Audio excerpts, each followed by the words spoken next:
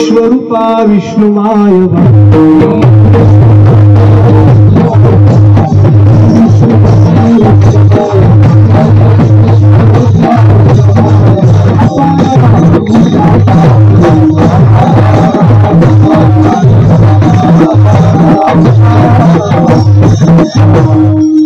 अलंकापुरी रम्य सिंहासनस्थं पदाम्भोज तेजस्फुरदिक्प्रदेशं विरीन्द्राधिदेवैः सदा स्तूयमानं समाधिस्थमूर्तिं भजे ज्ञानदेवं मस्तकहे पायावरी या वारकरी संतांच्या गाते श्रोते आणि पाहते चतुर विनोदी दुष्चित्ते सुहंभावी पूर्ण ज्ञाते या सकळाते विनवनी करा विठ्ठल स्मरण नामरूपी अनुसंधान सेवे लागी सेवक झालो सेवे लागी सेवक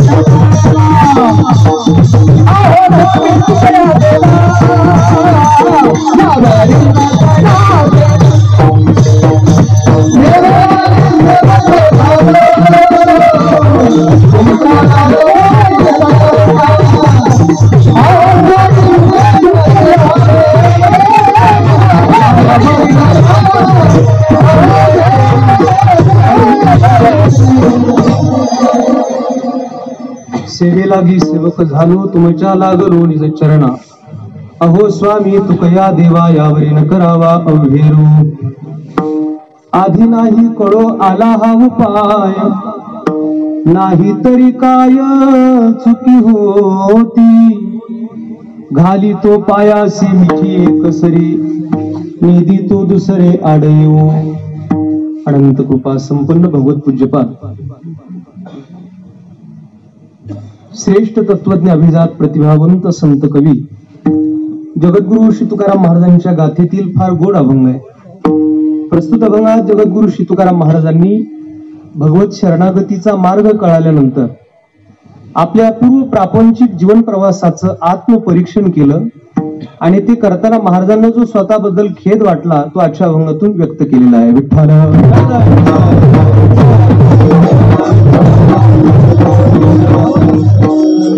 अभंगाचा विचार करण्या अगोदर थोडासा परिहार द्यायचा तो असा श्री क्षेत्र देभेगाव तालुका कन्नड जिल्हा संभाजीनगर भगवान श्री ढवळेश्वराच्या या पवित्र आणि पावन दरबारामध्ये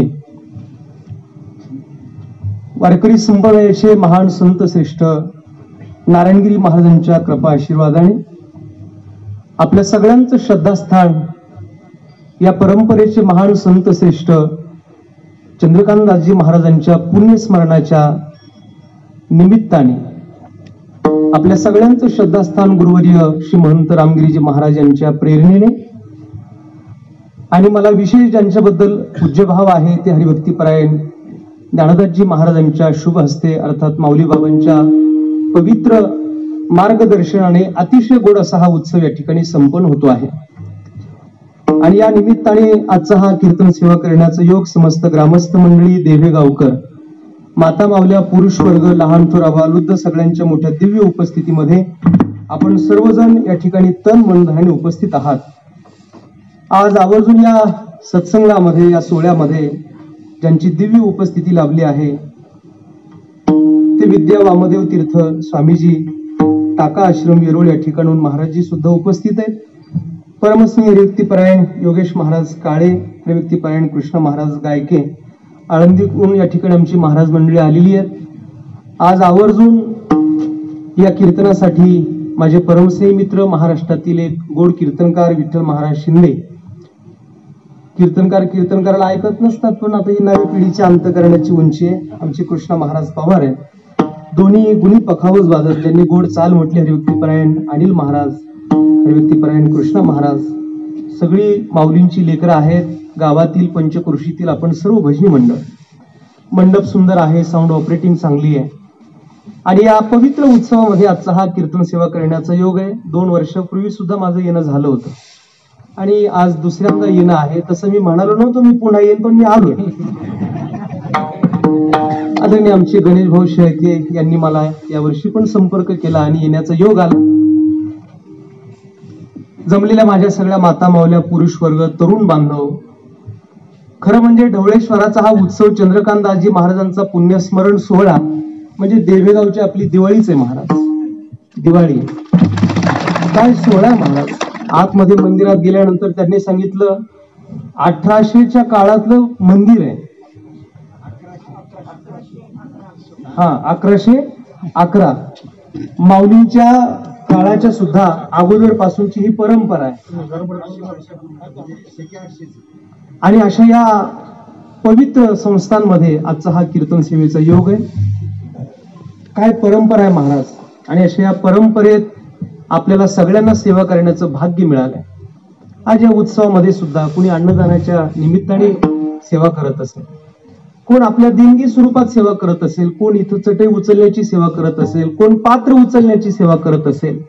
ज्याला जी सेवा करता येईल तो ती सेवा करतो आहे. आणि तुम्ही केलेली सेवा थेट ढवळेश्वराच्या चंद्रकांतदास महाराजांच्या चरणावर गेल्याशिवाय राहणार नाही. अशी ही पवित्र उत्सवातील सेवा आपण सर्वजण करत आहात. या निमित्ताने कीर्तन सेवा करण्याचा योग आज या निमित्ताने माझ्याकडे आला. अभंग तुकोबारायांचा आहे आणि प्रस्तुत अभंगात तुकाराम महाराजांनी आपल्या पूर्व प्रापंचिक जीवन प्रवासाचं आत्मपरीक्षण केलेलं आहे.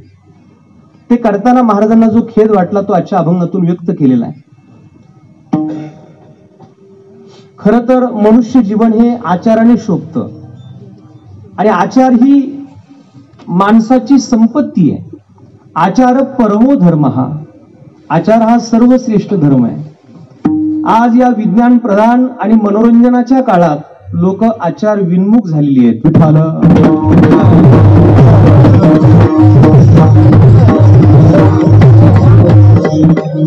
आजही या महाराष्ट्राच्या संत परंपरेत जो सन्मान आहे तो आचाराचा आहे. जी पूजा होते संत महात्म्यांची, वारकऱ्याची, ती त्याच्या आचरणाची होते.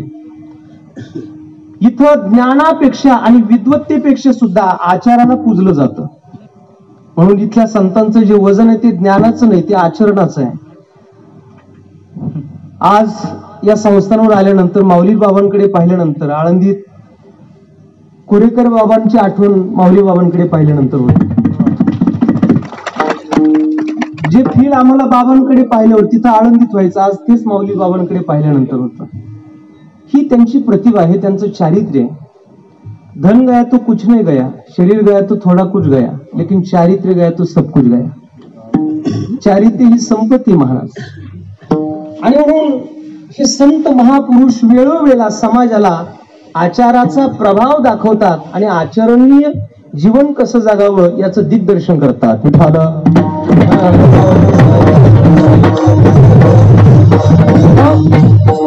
सामान्य माणूस रोज चुका करतो. त्याच्या हातून कितीतरी चुका रोज घडतात, कितीतरी पापकृत्य माणसाच्या हातून रोज घडतं. त्याला त्याचं काहीच वाटत नाही. पण संत जेव्हा पाहतात, संतांना वाईट वाटतं. आणि जेव्हा संत महापुरुष पाहतात तेव्हा जीवाच्या या सगळ्या चुका घेऊन संत त्या वकिलामार्फत पांडुरंग रूपी न्यायाधीशाकडे त्या चुका सुपूर्त करतात. त्याच्यातला आजचा अभंग आहे. आजच्या अभंगात महाराज खेद करतात म्हणजे तुकाराम महाराजांच्या हातून काही चुका घडल्या आणि तुकाराम महाराज त्या देवाला सांगतात असं नाहीये त्याचा अर्थ. लोकांकडून काही चुका झाल्यात, फक्त तुकोबाराय त्या वकिला पद्धतीने घेऊन चाललेत पांडुरंगाकडे. तुकोबारायांच्या हातून चुका झाल्यात असं सांगणाऱ्या कीर्तनकाराला कोणी शहाणं म्हणेल काय?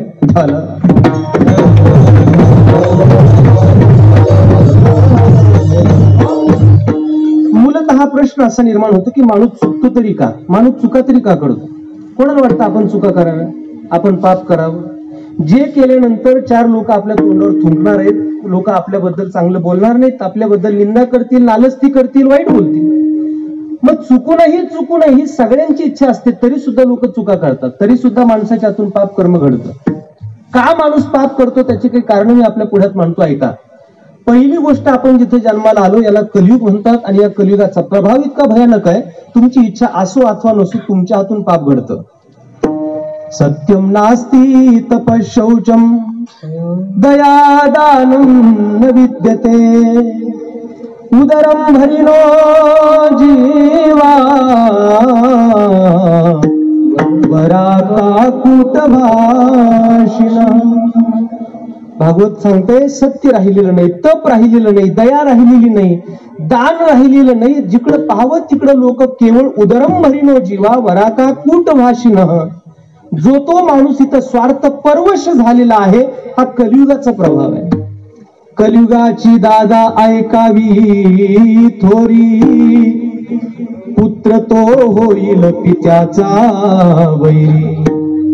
प्रतार सोडोनी घरोघर फिरतील नारी, ऐसा शकून सांगावया आलो निर्धारी. मनुष्य आपल्या जीवनामध्ये ज्या चुका करतो, जे पाप करतो, त्याचं पहिलं कारण आहे कलियुगाचा प्रभाव. विठाला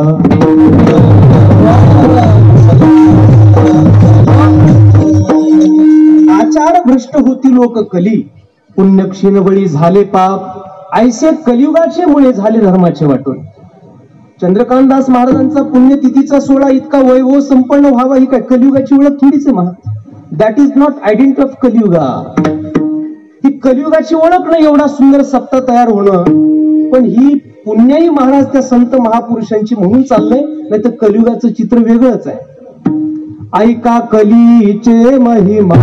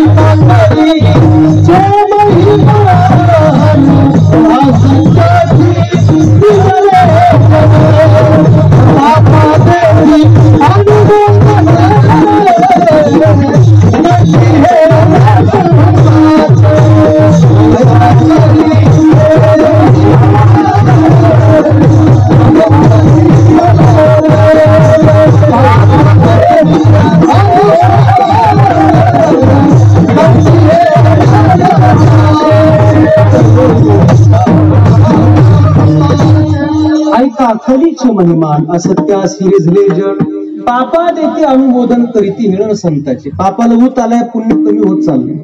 ओळख कशाची? कलियुगाची महाराज.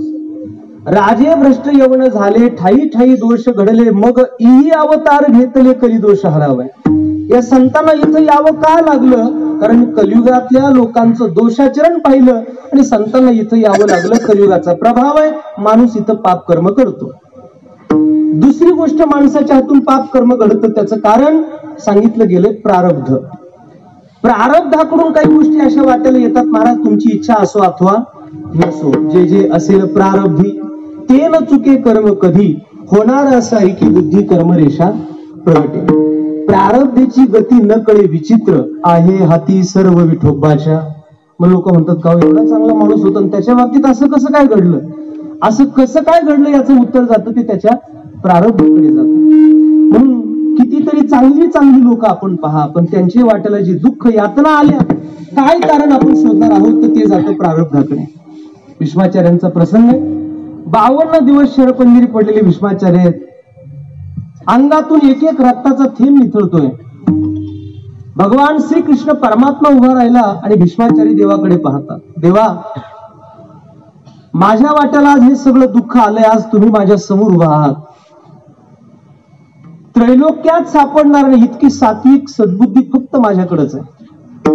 इतिमती रूप कल्पिता वितृष्णा भगवती सात्वत पुंगवे विभूम्नी त्रिभुवन कमणं तमालवर्णं त्रिभुवन कमणं तमालवर्णं रविकर गौरव रवरांबरं दधानी इतिमती रूप कल्पिता वितृष्णा भगवती सात्वत पुंगवे विभूम्नी त्रैलोक्यात सापडणार नाही इतकी चांगली बुद्धी आज माझ्याकडे देवान आज मी तुम्हाला देतोय. याच्या मोबदल्यात मला आपल्याकडून एक अपेक्षा आहे देवा. भगवंताने विचारलं काय पाहिजे भीष्माचार्य आपल्याला. इतना तो करना स्वामी जब प्राण तन से निकले गोविंद नाम लेकर तब प्राण तन से निकले. श्री गंगा जी का तट हो श्री गंगा जी का तट हो जमुना का बंसीवट हो मेरा सावरा निकट हो तब प्राण तुमसे निकले. जब कंठ प्राण आयो जब कंठ प्राण आयो कोई रोग ना सतायो यम दर्श ना दिखायो तब प्राण तुमसे निकले. उस वक्त जल्दी आना उस वक्त जल्दी आना नहीं शाम भूल जाना राधे को भी साथ लाना तब प्राण तन से निकले. इतना तो करना स्वामी जब प्राण तन से निकले. तेव्हा प्राणाचा जाण्याचा समय आला आणि यावेळेला फक्त तू समोर पाहिजे आणि मग माझा श्वास गेला पाहिजे. पण हा सगळा प्रसंग चालू असताना भीष्माचार्यांनी देवाला विचारला देवा अरे पण मी पापच केलं नाही असा मी आणि आज माझ्या वाट्याला हे दुःख आलंय 52 दिवस झालेत शरपंजरी पडलोय अंगातून एक एक रक्ताचा थेंब निथळतोय याचं कारण काय. तेव्हा भगवंत सांगतात भीष्माचार्यांना महाराज हे तुमचं प्रारब्ध.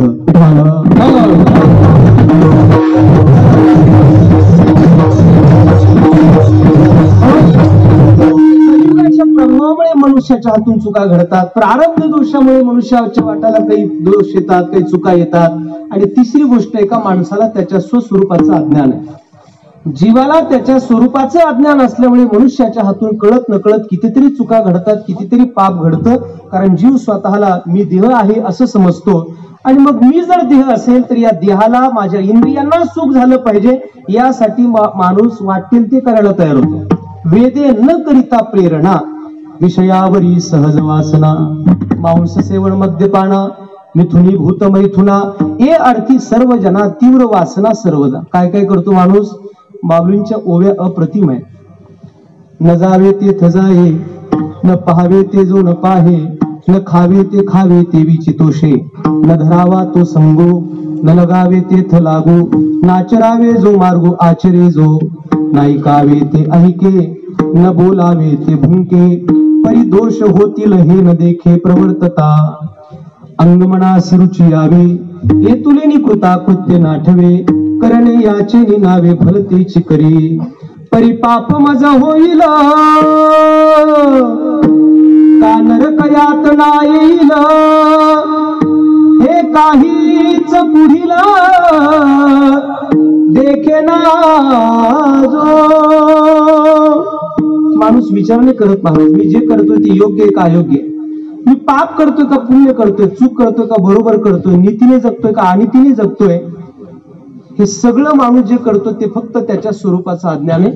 मनुष्य आपल्या जीवनात ज्या चुकान पाप करतो त्याचं पहिलं कारण कलियुगाचा प्रभाव दुसरं कारण प्रारब्ध तिसरं कारण स्वरूपाचं अज्ञान. महाराज कळालं आम्हाला या गोष्टीमुळे माणूस पाप करतो कळालं. पण ज्याला हे कळतंय का या गोष्टीमुळे माणूस पाप करतोय असा जो ज्ञानी आहे ज्याला शास्त्र कळतं ज्याला ग्रंथ कळतात असा माणूस पाप करत नाही का.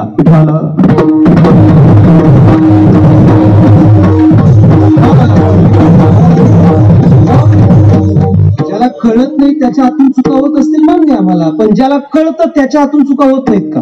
भगवंताला अर्जुन तेच विचारतो थेट, अथकेन प्रयुक्तोयम पापम चरती पुरुष आणि छन्नपी वार्ष्णे बलादीव नियोजित देवा. जे उपायही जे सर्वज्ञही होती उपायही जाणती तेही परधर्मी व्यभिचरिती कवण्या गुणे. जे सर्वज्ञानाने बनलेले आहेत, ज्यांना उपाय सुद्धा सगळी माहिती आहेत, अशा लोकांच्या हातून जर पाप घडतं तर याला कारण काय? अर्जुनाने विचारलं. तेव्हा भगवंत अर्जुनाला उत्तर देतात, अर्जुना कामयेश क्रोधेश रजोगुण समुद्भव. काम आणि क्रोध नावाचे दोन विकार आहेत या देहात, फार भयानक आहेत महाराज. आणि जोपर्यंत ते विकार झोपले तेव्हाच भजन होतं. विकार जागे झाल्यावर माणूस भजन करत नाही.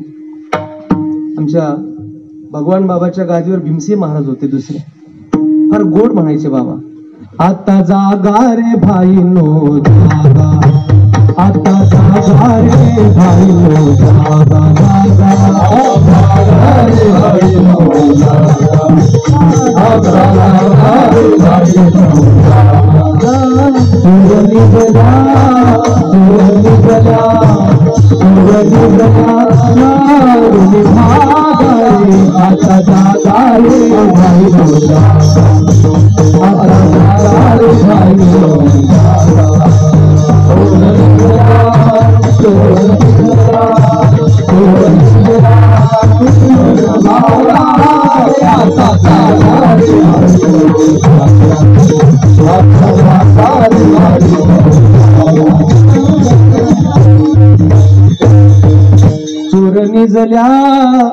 चोर निजल्या नाडून भागा रे, आता जागा रे भाईनो जागा, आता जागा रे भाईनो जागा. बाबांनो जागा, जोपर्यंत विकार झोपले तोपर्यंत भजन करून घ्या. विकार जागे झाल्यावर भजन करता येत नाही. म्हणून संत महापुरुष आम्हाला वेळोवेळेला सावध करतायत. पुण्यवान माणूस आहे ज्याला सगळ्या गोष्टी कळतात, त्याच्याही हातून चुका घडतात, कारण त्याचे विकार जागे झाले. आणि मग महाराज नकळत सुद्धा अनेकांकडून घडलंय, ज्याला कळतंय त्याच्याकडूनही घडलंय. आता आम्ही इथपर्यंत या अवस्थेला आहोत का आता आम्हाला आमच्या जीवनात चुकाच करायची नाही, आता आम्हाला पापच करायचं नाही. आता काय करावं ते सांगा. आणि त्यावेळेला आपल्या जीवनातलं पाप संपून जाण्याकरता शास्त्राने आम्हाला अनेक मार्ग सांगितले. त्यामध्ये योग असेल, जप असेल, तप असेल, यज्ञ असेल, अनेक मार्ग जरी सांगितले असले तरी सुद्धा अनेक या काळे न चले उपाय धरावे ते पाय विठोबाचे. या काळामध्ये मात्र तुम्हाला इतर साधनांनी पापमुक्त होता येणार नाही. त्यासाठी महाराज उपाय सांगतात. पहिल्यांदा पश्चाताप दग्ध अंतकरणाने पांडुरंगाच्या समोर जा, पश्चाताप दग्ध अंतकरणाने देवाच्या समोर जा आणि देवाला शरणागत व्हान. देवाला सांगा, देवा आधी जर मला कळलं असतं तर एवढ्या चुका मी केल्या नसत्या पहिल्या चरणात. आधी नाही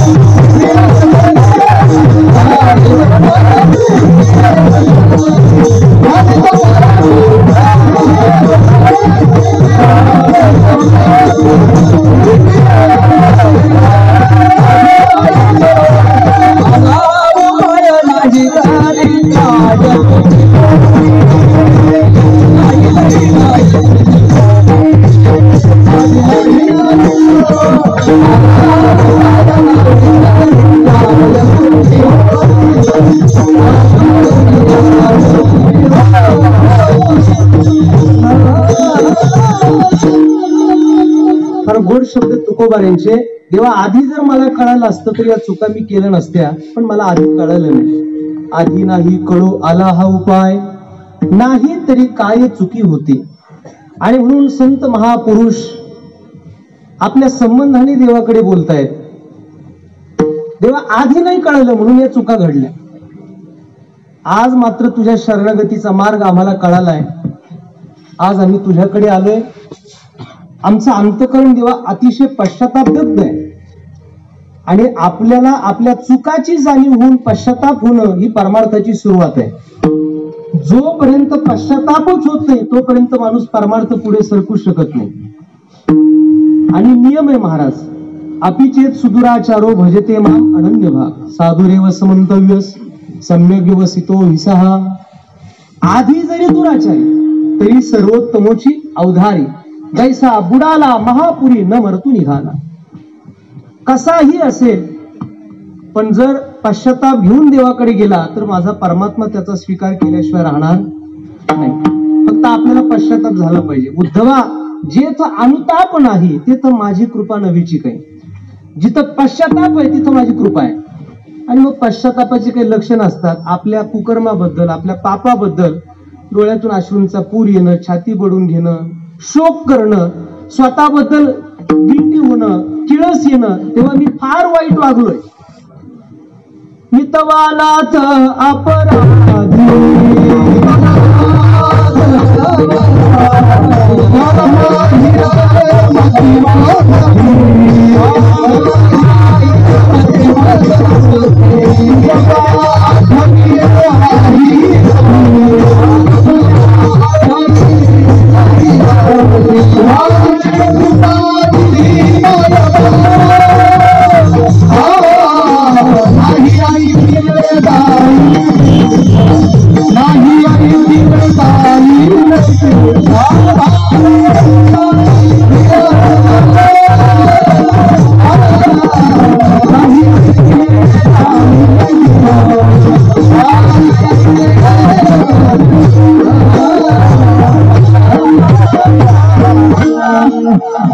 केले गायले गीत, धरिले लाज सांडिले हित, नावडे पुराण वैसले संत, केली बहुत परनिंदा.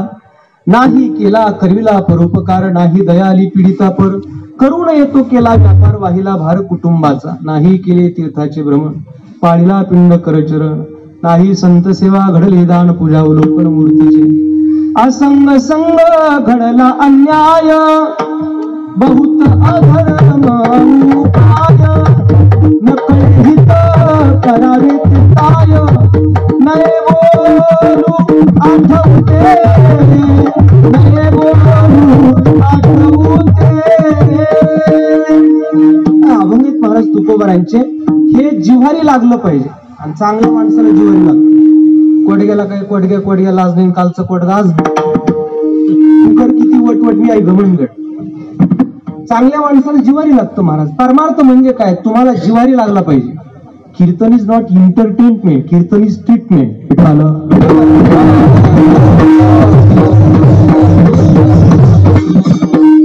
हा मनोरंजनाचा प्रांत नाहीये.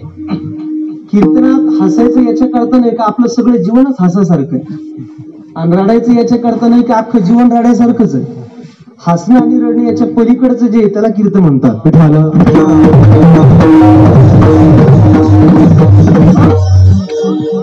माणूस पश्चातापदग्ध झाला तर भगवत शरणागतीचा मार्ग अवलंबन करतो.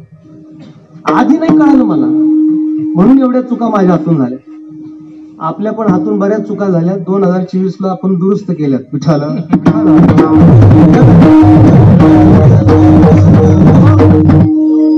आणि याचं जास्तीत जास्त श्रेय आपल्या गुरुवारी रामगिरी बाबांकडे आहे. काय चुका झाल्या होत्या त्याची दुरुस्ती केली ना आपण महाराज. पश्चाताप झाला पाहिजे. आणि म्हणून मान्य करा का माझ्याकडून काहीतरी चुकलंय, मला आता ते बरोबर केलं पाहिजे. मान्य करा. मान्य करता आलं पाहिजे. नुसता ईव्हीएम ला दोष देऊन फायदा नाही. विठाला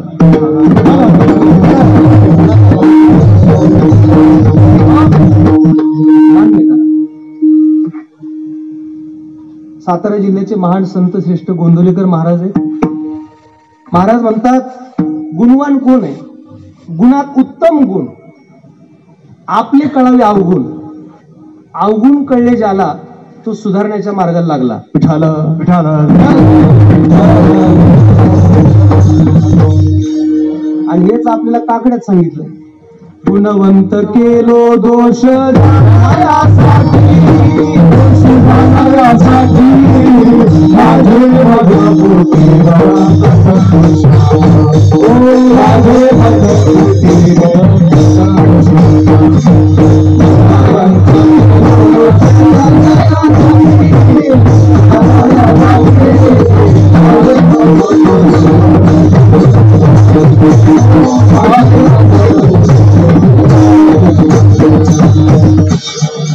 गुणवंत केलो दोष जाणावयासाठी. आपल्याला देवाने गुणवान का केले? गुणवान कोण? ज्याला स्वतःचे दोष कळतात तो. ज्याला स्वतःचे दोष कळत नाही तो गुणवान नाही.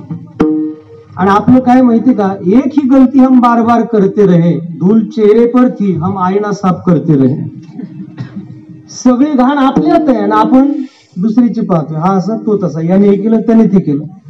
अरे आतमध्ये बघ ना, आपल्या आतमध्ये काय चाललंय? गायकाने चाल चांगली नाही म्हणली, वादकाने चांगलंच नाही वाजवलं, माईक चांगलं नाही लावलं, अमुकच झालं तमुकच झालं. हे जे आपण सारखं बाहेर पाहण्याची जी सवय लागली आपल्याला. आणि संत काय करतात? आपल्याला सावध करतात. आतमध्ये बघ, स्वतःचा शोध घे. आणि मग असा माणूस भगवत शरणागतीचा मार्ग अवलंबन करतो. सगळं सोडतो आणि भगवत शरणागतीकडे येतो. पश्चाताप झालेला असतो. देवा आता माझ्यासारखा पापी मीच आहे, मी काय वाईट केले फक्त मलाच माहिती आहे.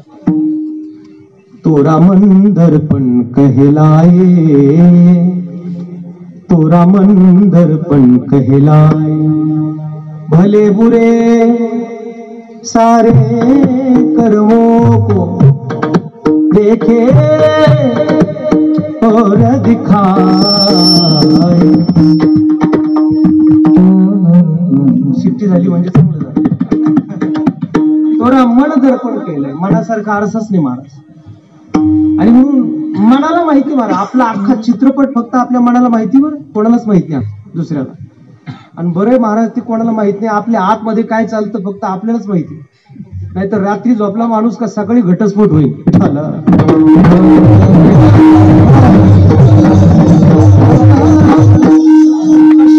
दग्ध भावन देवाला सांगा, देवा माझ्या हातून चुका घडल्या. कोणाला सांगत बसू नका. जगाकडे सांगून काही फायदा नाही. लोक रडून ऐकतात आणि पुन्हा जगाला हसून सांगतात. सांगता कोणाला? एकच जागा आहे आपलं ऐकून घेण्याची, त्याचं नाव देव आहे, त्याचं नाव संत आहे.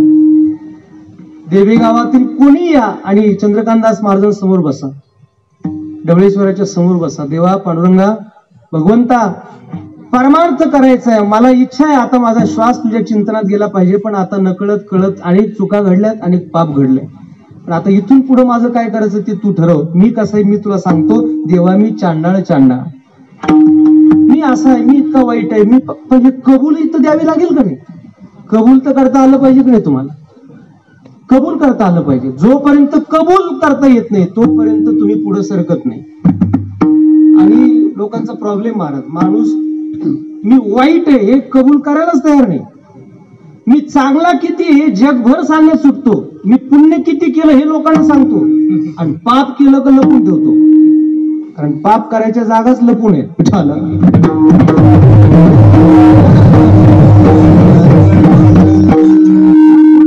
तुकोबाऱ्यांचा इतका सुंदर अभंग आहे तुकोबाऱ्यांचा.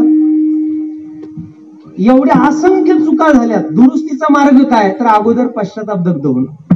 आता मला इथे कीर्तनाला बोलवलं माऊली बाबांनी. एका गावात एका पंडिताला बोलावलं. काशीचे पंडित गावात आले. मी जसा उभा राहिलो तशी ते काशीचे पंडित उभा राहिले. सगळा असा अथांग जनसमुदाय जमलेला होता. आणि कार्यकर्त्यांनी सूचना दिली. पंडिताला सांगितलं, हे बघा पंडितजी, आमच्या गावात फार अडाणी लोक आहेत, अज्ञानी लोक आहेत. त्यांना ज्ञानी बनवण्याकरता आम्ही तुम्हाला निमंत्रित केले काशीहून. आमच्या गावाला जरा ज्ञानी बनवा, सज्ञानी बनवा. ते काशीचे पंडित लेक्चर दिलं, माईक वगैरे चेक केलं आणि त्यांनी आव्हान दिलं, हे पहा आपल्या गावात फार अडाणी लोक राहतात, फार अज्ञानी लोक राहतात असं मला सांगितलं गेलंय. आणि तुम्हाला ज्ञानी बनवण्याकरता मी इथं आलोय. तुमच्या गावात कोण कोण अडाणी आहे जरा उठून उभा राहा. पंडिताचं लेक्चर संपलं आणि कुणीच उठेना. पिन ड्रॉप सायलेन्स, सगळा मंडप शांत. पंडिताला वाटलं काशीची भाषा म्हणून लक्षात आली नसेल, त्याने पुन्हा लेक्चर दिलं. हे पहा, आपल्या गावात फार अडाणी लोक राहतात असं मला सांगितलं गेलंय. तुम्हाला ज्ञानी बनवण्याकरता मी आलोय. कोण कोण अडाणी जरा उठून उभे राहा. पुन्हा मंडपात नजर टाकली तर कुणीच उठेना. शेवटी कोपऱ्यात एक जण लाजत लाजत उभा राहिला. पंडिताचे जरा जीवात जीव आला. बरं झालं, एक तरी पेशंट सापडला. आणि त्याने त्याला हाक मारले, ओ या जरा, या या, असं या, इकडून या जरा, मागे नका बघू, कोणीच नाहीये, या जरा, या पुढे या. आणि त्याला समोर घेतलं. पंडिताने त्याला विचारलं, का हो एवढ्या मोठ्या गावात तुम्ही एकटेच अडाणी आहेत? चाचरला तो माणूस, अडाणी कुणाला म्हणता? आमच्या गावात आलात, ऐकून घेतो म्हणजे काही बोलायचं का? मला अडाणी म्हणता?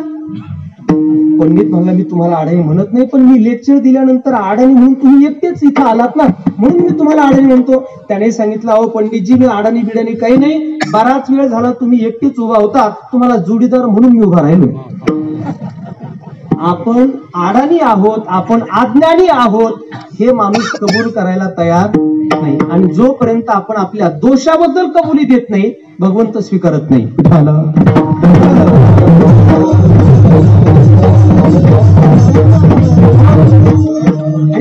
जा त्या ढोलेश्वराच्या समोर, जा महाराजांच्या समोर, सांगा आमच्या हातून चुकलंय, आता आम्ही तुमच्याकडे आलोय, महाराज उपाय सांगा. काय उपाय? सरळ भगवंताच्या चरणाला मिठी. दुसऱ्या चरणात भाली तो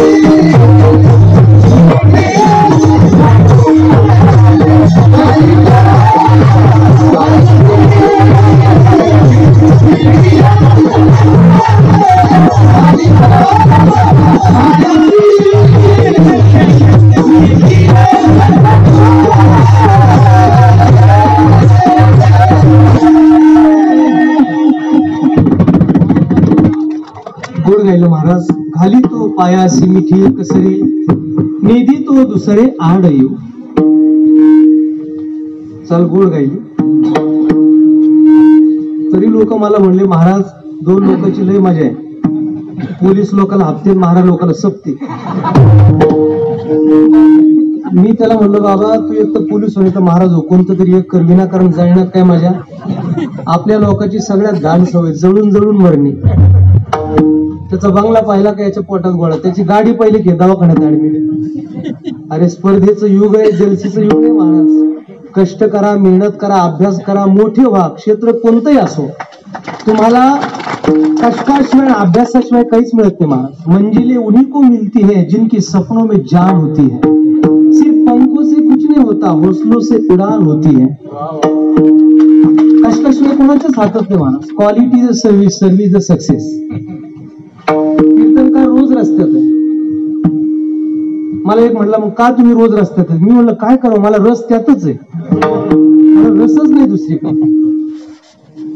बरोबर. विठ्ठल महाराज लोक आपल्याला फक्त येईपर्यंतच विचारतात, महाराज कुठपर्यंत आले, महाराज कुठपर्यंत आले. इकडून जाताना महाराज नेमके गाडीत आहेत का, महाराज गाडीवर आहेत का, गाडी महाराजावर आहे, कोण पाहत नाही. योगेश महाराज, गणेश भाऊ तसं करत नाहीत आमची, ते जाईपर्यंत काळजी घेतात. पखवाज वादक असतील आमचे महाराज. पहाटे 3 वाजता थंडीच्या दिवसात उठायचं त्या पखवाजाचा अभ्यास करायचा. सोपं वाटतं तुम्हाला? कधी कधी तिकीट दांगणे तिकीट दांगणे कधी दांगणे दहा कधी दांगणे दहा कधी दांगणे दहा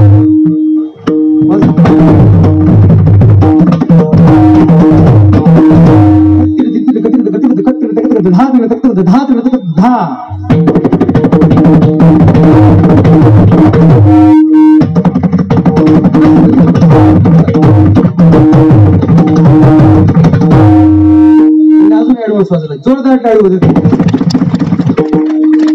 ज्याला टाळीने वाजवायची त्याने मग पकवाज वाजवून दाखवा. ते कष्ट आहेत ना मला. चाल म्हणायचं असेल तर राग, कालावधी, मात्रा, असं अभंग, त्याची भावना काय, मग ती व्यक्त करता येते. कोणत्याच क्षेत्रात महाराज तुम्हाला गुणाशिवाय, कष्टाशिवाय काही मिळत नाही. आणि अध्यात्मात तर काय महाराज, त्याग आणि समर्पणाशिवाय हाताला काही येतच नाही, त्याच्याशिवाय काही मिळूच शकत नाही. आणि म्हणून शरणागतीचा मार्ग आहे. देवा आता सगळं माझ्या लक्षात आलंय आणि आता मी थेट तुझ्या चरणाजवळ आलो. घाली तो पायासी मिठी कसरी, नेदी तो दुसरे आड येऊ. शरणागत म्हणजे सरेंडर, समर्पित. नक्षलवाद्याने जर हल्ला केला आणि जर आपल्या भारतीय सैनिकांनी जर त्यांच्यावर आक्रमण केलं, जर त्यांना पकडलं ना, तर ते काय करतात, त्यांच्या हातातले शस्त्रास्त्र खाली टाकतात, दोन्ही हात वर करतात, त्याला सरेंडर म्हटलं जातं.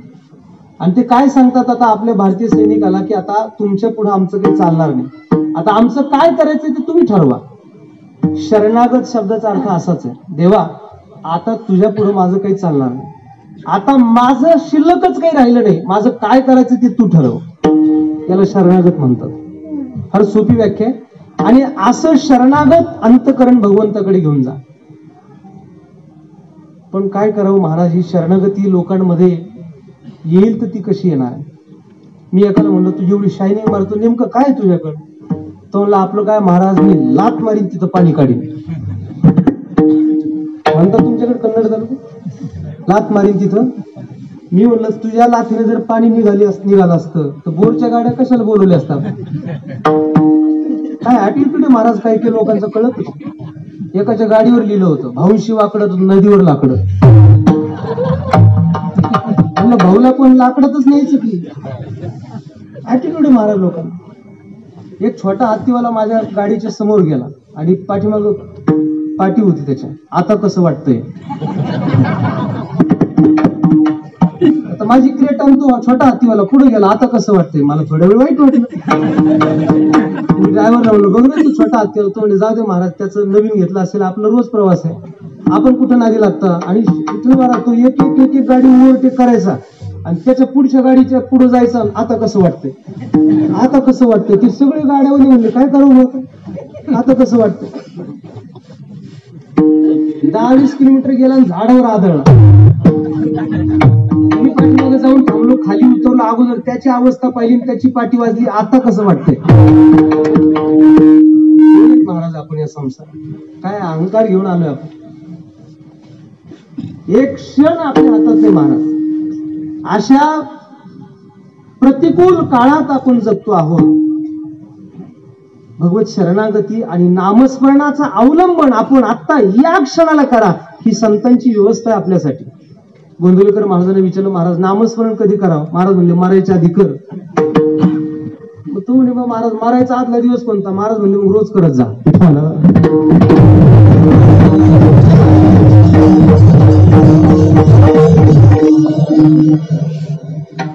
देवा आता मार्ग नाही मला, तर तुझ्याशिवाय माझा आधार नाही. आणि हे वाटलं पाहिजे आपल्याला, आता मला आधार पैसा नाही वाटला पाहिजे. लक्षात ठेवा, आता माझा आधार सत्ता नाहीये, आता माझा आधार माझं पद नाहीये, आता माझा आधार फक्त भगवंताचे चरण आहे. जासी नाही पंख पाय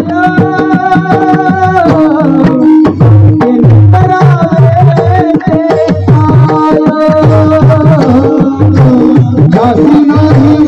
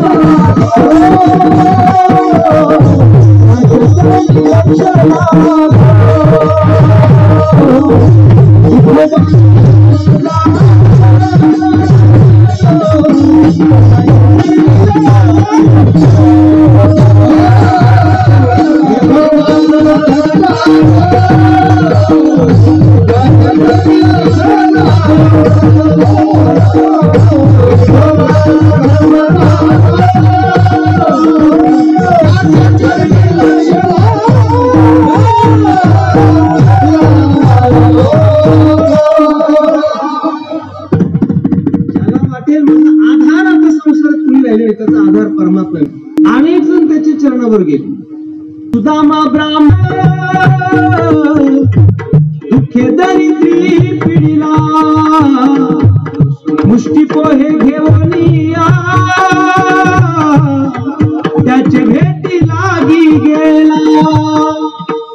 शुद्ध भाव देखो मिया सोनियाचा दिला विठोबाचा धर्म जागो त्याचे चरणी लक्ष लागो. विठोबाचा धर्म जागो त्याचे चरणी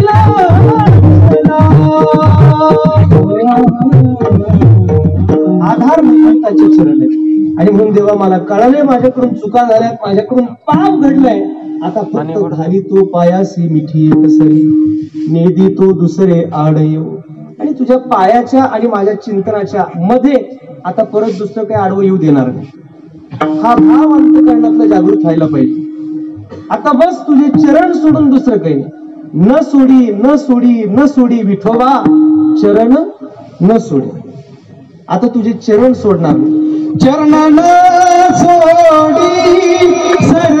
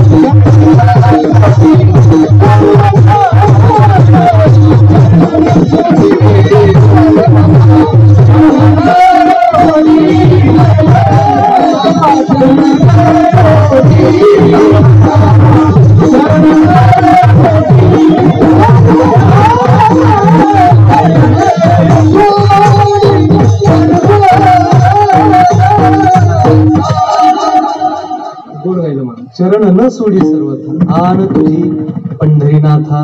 आणि त्याचे चरण असेत महाराज. याच्या पायाचा प्रतापच इतका भयानक आहे. कालियाला लागला तर मर्दन झालं, दगडाला लागला तर अहिल्या मातेचा उद्धार झाला, लवणासुराला लागला उद्धार झाला, बळीला लागला पाताळात जावं लागलं. पाय त्याचे असेत महाराज. आणि वारकऱ्याचं सर्व सुख आहे. पांडुरंगाचे पाय म्हणजे तुका म्हणे काही न मागे अनेक, तुझे पायी सुख सर्व आहे. वर्षभर वारकरी संसारात असतो, प्रपंचात असतो, व्याकुळ असतो त्याचे पाय पाहण्याकरता. एकदा का पंढरपूरला गेला आणि देवाचे पाय पाहिले का दुसरं त्याला काही आठवत नाही. त्याचे पाय म्हणजे वारकऱ्याचं सर्व सुख आहे. विटेवर उभा आहे, कटेवर हात आहे, जांभळ्या रंगाचं पितांबर आहे, त्याला छानशी वेलगुटीची नक्षी दिसते. भगवंताच्या कमरेकडे पहा, नाभीकडे जर पाहिलं तर ब्रह्मदेवाचा जन्म त्या नाभी कमळातून झालाय ते स्पष्ट दिसतं. गळ्यात मणिमौक्तिकांच्या माळा दिसतात, तुळशीच्या माळा दिसतात, छातीवर भृगूची लाज स्पष्ट दिसते. ओठाकडे पाहिलं की जास्वंदीच्या रंगासारखा लालबुंद असे देवाचे ओठ आहेत. नाकाकडे पाहिलं तर नासिकाग्र सरळ आहे पांडुरंगाची. त्याच्या दोन भोवयाकडे जर आपण पाहाल तर लक्षात येतं धनुष्याचा आकार जणू पांडुरंगाच्या भोवयाकडे पाहूनच तयार झाला का काय. ऊर्ध्वपुंड भार आहे पांडुरंगाने लेपन केलेला. कुरुळी केस आहेत आणि आपल्या मोर पिसाऱ्यांनी मढवलेल्या त्या केशरंभावर भगवान शिवशंकर, भगवान ढवळेश्वर विराजमान आहे. आणि असं त्या पांडुरंगाचं स्वरूप आहे. शरच्चंद्र बिंबाननं चारुहासं लसत्कुंडलाक्रांत गंडस्थलांगम जपाराग बिंबाधरं कंजनेत्रं परब्रह्मलिंगं भजे पांडुरंगं किरीटोज्ज्वलोत्सर्वदिक्प्रान्तभागं सुरचितं दिव्यरत्नैर्मर्दे त्रिभुङ्गाकृतिं बर्हमालावतं परब्रह्मलिङ्गं भजे पांडुरंगं ओमेन नादं चिरन्तं दुरन्तं श्रीमुदीरया गोपुरेशं ददानं नवामुण्डपावन्दनं चारुहासं परब्रह्मलिङ्गं भजे पांडुरंगं अजं पृथ्वी प्राणसंसेवनं परं धाम दैवं तुरीयं प्रसन्नं प्रपन्नाद्यः देवदेवं परब्रह्मलिङ्गं भजे पांडुरंगं महायोगपीठे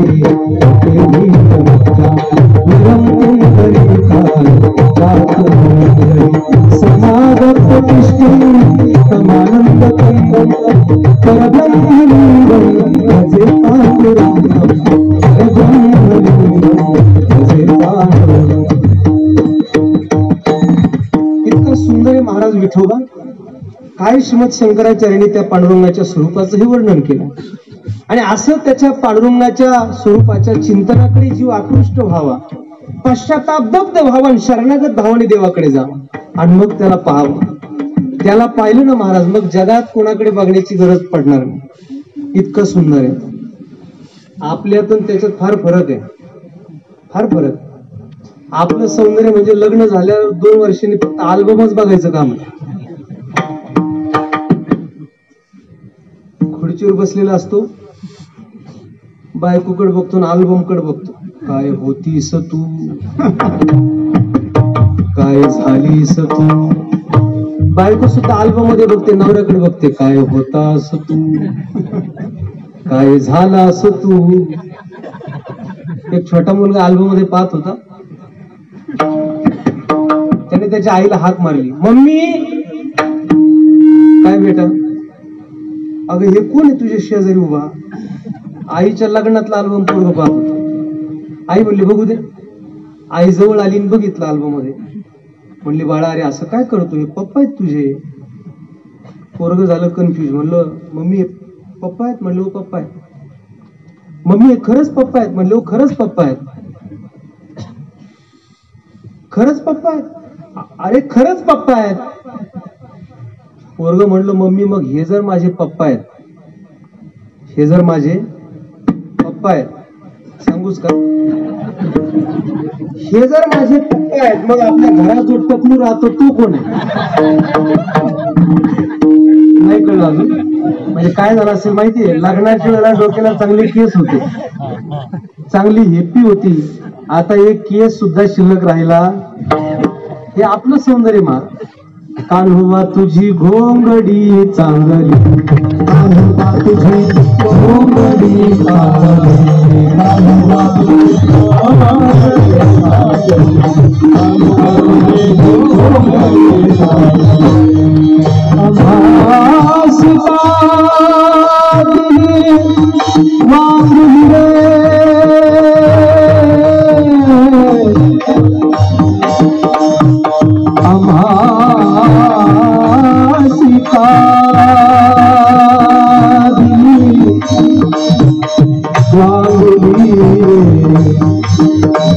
आभासिका दिली वांगली रे,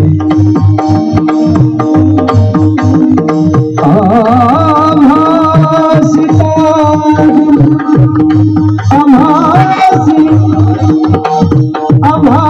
दिली वांगली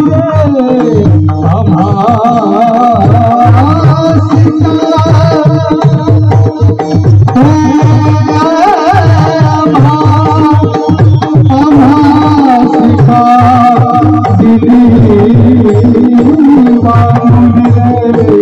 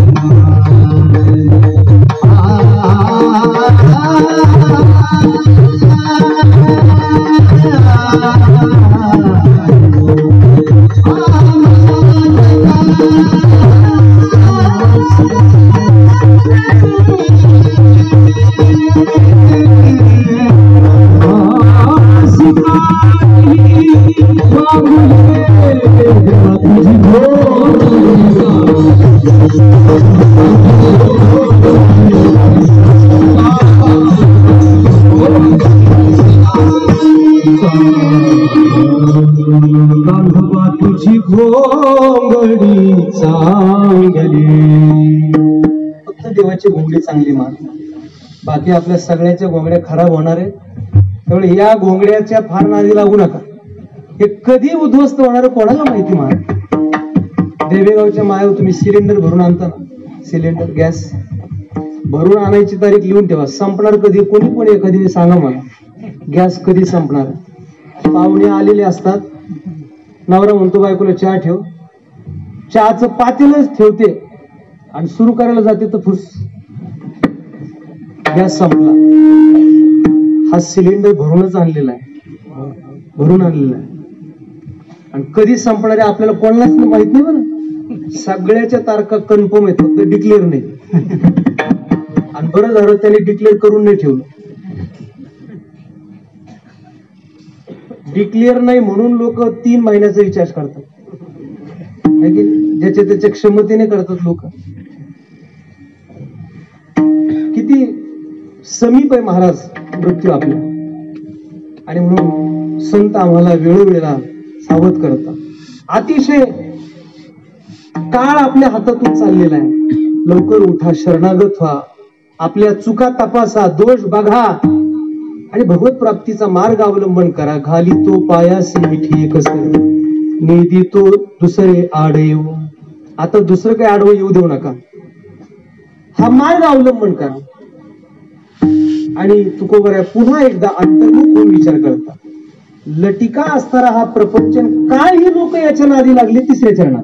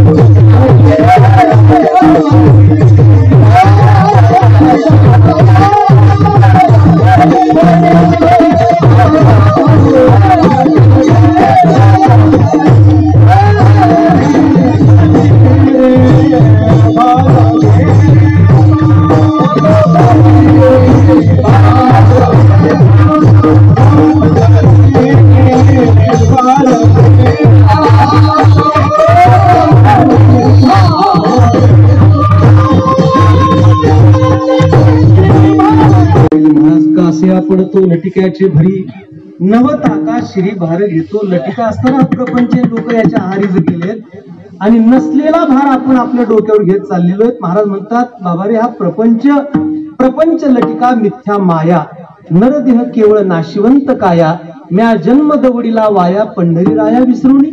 संत श्रेष्ठ मैपती महाराज, प्रपंच हा लटिका आहे, त्याचा भार आपण आपल्या डोक्यावर घेतलाय. म्हणून लटिक्या असणाऱ्या प्रपंचाच्या आहारी जाण्यापेक्षा सत्य असणाऱ्या परमार्थाचा आपण स्वीकार करा. म्हणून सगळ्या मुख्यमंत्र्याच्या लाडक्या बहिणींना विनंती आहे, तुम्हाला 12ही महिन्याला आता हप्ते चालू आहेत, तुमचा एक हप्ता माऊली बाबांच्या ढवळेश्वराच्या सप्ताहाला देऊन टाका, अशी मी विनंती करतो. जर तुम्ही एक हप्ता सप्ताहाला दिला नाही, योजना बंद पडण्याची शक्यता आहे. प्रपंच लटिका मिथ्या माया. कशाला आपण या संसाराचा भार घेऊन चाललोय? महाराज, मी आहे म्हणून चाललंय, माझे म्हणून चाललंय, माझ्यामुळेच होतंय. अजिबात नाही महाराज. एक लोणार गाढवाला घेऊन निघाला, मिठाची गुणी त्याने त्याच्या पाठीवर दिली, त्याला विक्री करता बाजाराला जायचं होतं. आणि बाजारला जायचं होतं, 2 गावाच्या मध्ये नदी होती, नदी ओलांडून पलीकडे जायचं होतं. नदी पाणी वाहत होतं आणि ते गाढव त्या पाण्यात शिरलं. गाढवाला पायाला काहीतरी ठेच लागली, गाढव पाण्यात पडलं. पाण्यात पडल्याबरोबर सगळं जे मीठ होतं त्या गुणीतलं, ते सगळं मीठ पाण्यात विरघळलं. आणि मीठ पाण्यात विरघळल्यानंतर गाढवाच्या लक्षात आलं, पाण्यात काहीतरी जादू असली पाहिजे. दुसऱ्यांदा त्या मालकाने त्याच्या पाठीवर मिठाची गोणी दिली. दुसऱ्यांदा गाढव पाण्यात आलं. आता ठेच लागली नाही तरी सुद्धा न ठेच लागता गाढव पाण्यात पडलं. मी फक्त त्याच गाढवाचं सांगतो, असं अजिबात समजू नका. आपण एक ठ्याचा न लागताच पडलेलो आहेत महाराज. आणि दुसऱ्यांना मीठ विरघळलं, तिसऱ्या वेळेला मालकाच्या लक्षात आलं, आता मिठाची गुणी देण्याच्या ऐवजी कापसाची गुणी दिली. सगळ्याला माहिती पंचतंत्रातली गोष्ट आहे, शाळेत आपण शिकायचो. तिसऱ्यांदा कापूस घेऊन गाढव आलं, गाढव पाण्यात तिसऱ्यांदा पडलं आणि सगळा कापूस विरघळला. बरोबर आहे. कापसाच्या ओझ्याने गाढव मेलं. आपलं असंच चाललंय महाराज, विनाकारण संसाराचं ओझं घेऊन आपण मारायला लागलोय. अरे ज्याचा निर्माता ईश्वर आहे, जे बनवलंय त्याने बनवलंय, आपल्याला काय चिंता असली पाहिजे महाराज. स्थित्यंतर संसारात होत राहतात. प्रपंच हा परिवर्तन होण्यासाठीच निर्माण झालेला आहे. आपण त्याची काय चिंता आणि काळजी करत बसावी? काय त्याची काळजी करत बसावी? ना भूतकाळाची चिंता, ना भविष्याची चिंता. सदैव वर्तमानात जे आनंदी जगतात त्यांना संत म्हणतात. चिंताच नाही. सकळ जीवाचा करीतो सांभाळ, तुझं मोकलील ऐसे नाही. देव आपल्याला कसं विसरेल महाराज? लहान बाळ जन्माला येतं, त्याला पिण्याकरता दूध लागतं, त्याची काळजी देव घेतो. कोणी केली बाळा, कोणी केली बाळा दुधाची उत्पत्ती, कोणी केली बाळा, कोणी केली बाळा दुधाची उत्पत्ती. वाढवी श्रीपती सवितोरी तती तरुवारा पुष्ककाळ मासी, जीवन तयासी कोण घाली. कोणी केली बाळा, कोणी केली बाळा दुधाची उत्पत्ती, कोणी केली बाळा.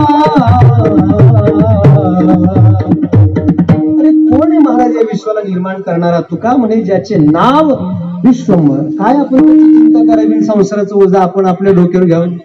काय करू, कसं करू, कसं होतं, कसं झालं, मरायला लागले लोक महाराज प्रपंचाच्या ओझ्याने. कारेदास होसी संसाराचा खर, दुःखाचे डोंगर भोगावया भोगावया. आणि हे सांगण्याकरताच आलेत महाराज हे संत. म्हणून आज 11वी पिढी सुद्धा आपल्याला हे सांगते, संसाराची दास होऊ नका. राहा संसारात पण करा परमार्थ.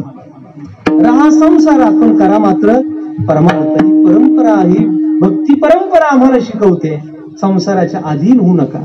संसरती ती संसार हा. अरे जो प्रत्येक क्षणाला सतत बदलणारा आहे. एक जण एका संतांकडे गेला, म्हणे महाराज पोरगा ऐकत नाही. महाराज म्हणले तुझं वय किती? तो म्हणला 70. महाराज म्हणले सांगणं बंद कर. कुठाला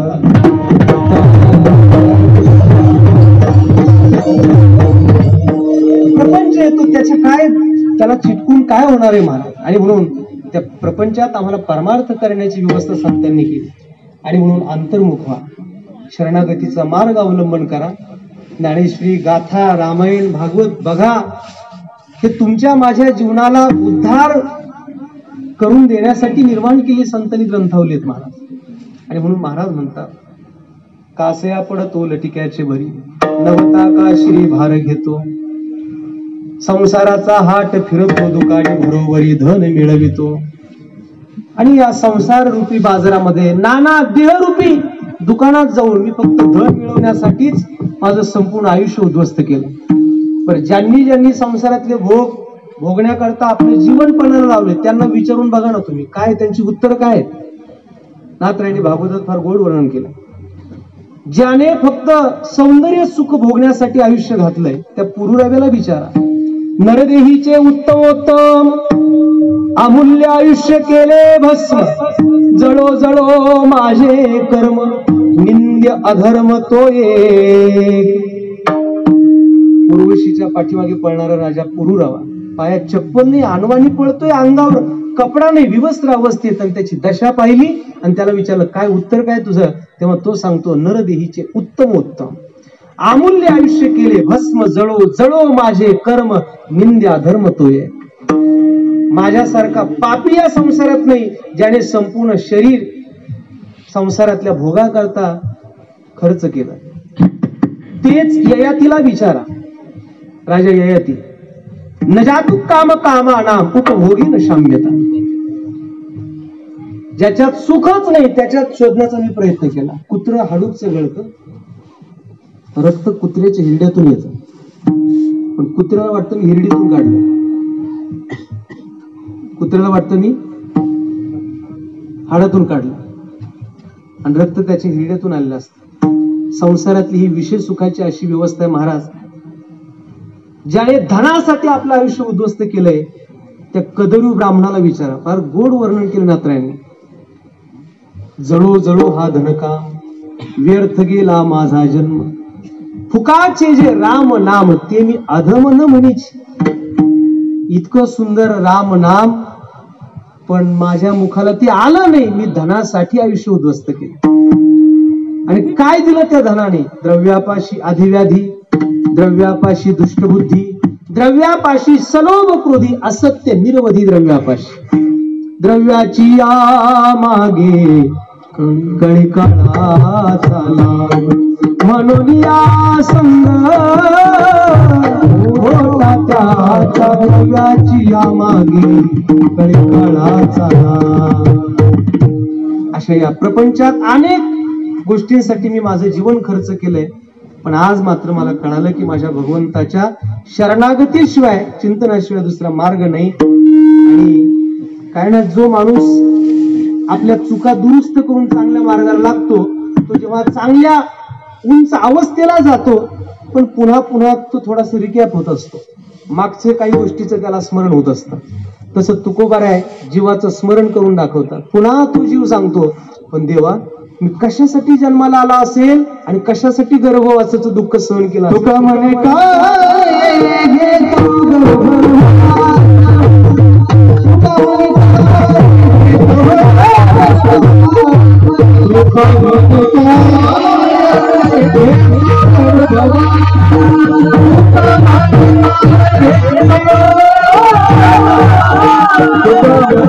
तू गर्भवास काया होतो दास कुटुंबाचा, घाली तो पायासी मिठी एक सरे, नेदी तो दुसरे आड येऊ.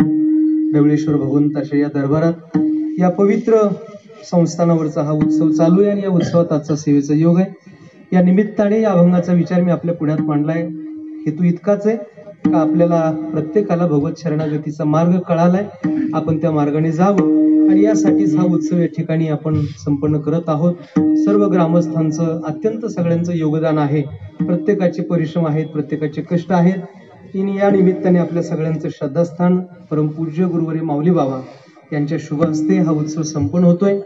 बाबांना उदंड आयुष्य आणि आरोग्य लाभो माऊलींकडे मी प्रार्थना करतो. आपल्या सर्व माऊलींच्या लेकरांच्या सुद्धा चरणावर नतमस्तक होतो. आज दोनही स्वामीजी या ठिकाणी उपस्थित आहेत, त्यांच्याही चरणावर मी नतमस्तक होतो. गणेश भाऊंनी संपर्क केला आणि या निमित्ताने येण्याचा योग आला. आमचे सर्व महाराज मंडळी या निमित्ताने उपस्थित आहेत. विठ्ठल महाराज सुद्धा आज वेळेत वेळ काढून या ठिकाणी आलेत. माझ्याला सुद्धा धन्यवाद देतो. बोलण्याच्या योगात एखादा अपशब्द आला असेल, यदक्षरम पदभ्रष्टम मात्राहीनम तु यद भवेत तत्सर्व क्षम्यता देव प्रसिद्ध परमेश्वर. हे संत विचार आपल्या उद्धारा करतायत, पण याचं जर आपण दुर्लक्षित केलं, हे जरी नाही काल तरी दुसरा येईल, सरते शेवटी बा काळ बांधून नील, एका जनार्दनी तिचा थोडी अलग आहे, माझा आडवा इलग आहे. पिंगळा महाद्वारी